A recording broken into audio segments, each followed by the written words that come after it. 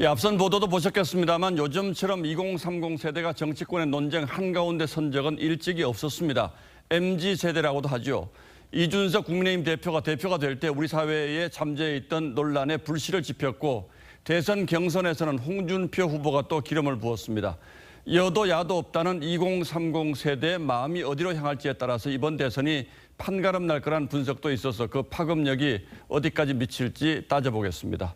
자, 최원희 기자, 지금 2030 세대라고 불리는 사람들은 유권자는 몇 명이나 됩니까? 네, 지난해 총선 기준 2030 유권자는 약 1,379만 명입니다. 총 선거인 수의 약 31%를 차지하고 있습니다. 예, 상당한 비율인데 최근 선거에서 그만큼 영향력도 컸죠. 네, 19대 대선 때 지상파 3사 출구조사를 보면 문재인 대통령이 홍준표 후보를 20대에서 47.6%대 8.2%, 30대에서 56.9%대 8.6%로 압도했습니다. 올해 서울시장 재보궐선거 출구조사에선 20대 55.3%, 30대 56.5%가 오세훈 시장을 택해 각각 30%대에 머문 박영선 후보와 차이가 컸습니다.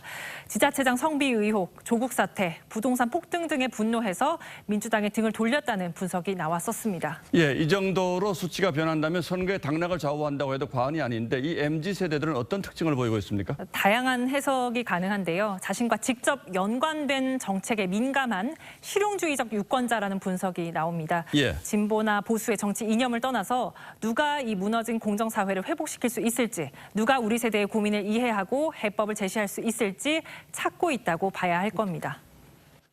굉장히 진보적인데 또 굉장히 보수적이에요. 훨씬 더 실용적이고 우리한테 합리적인 이익을 줄 수 있는가, 그것만밖에 없는 거죠. 그런데 최근 국민의힘 경선에서 이 홍준표 후보가 2030 세대의 인기를 상당히 끌었는데 그 배경은 어디에 있다고 봅니까? 네, 한마디로 꼬집긴 좀 어려운데요. 홍캠프에서는 직설적이고 솔직한 스타일에 또 듣기만 좋은 정책을 내거는 걸 지향했기 때문이라고 분석하고 있습니다. 당내외 경쟁자들이 본인이나 가족의 각종 비위 의혹들로 얼룩졌던 것과 달리 상대적으로 투명한 이미지를 준 것도 작용했다는 해석도 나오고 있습니다. 복잡한 거 싫어하고 간단하고 재밌어야 되고 거침없이 하니까는 뭐 숨기거나 그러는 느낌은 아니고.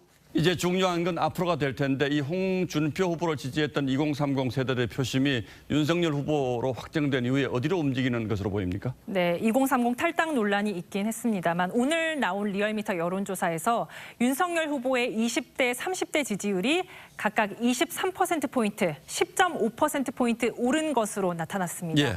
하지만 조사마다 차이가 있는 2030 표심은 여전히 안개 속입니다.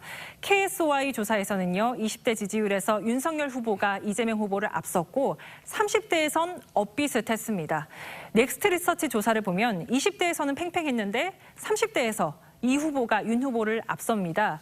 또 20대의 66.8%, 30대의 42.7%가 지지 후보를 바꿀 수 있다고 답해서 다른 세대보다 높은 변심 가능성을 보였습니다. 예, 어쨌든 어느 쪽으로 움직이든 간에 이번 대선은 2030 세대의 표심이 상당한 영향력을 발휘할 수밖에 없다 이렇게 봐야겠군요. 네.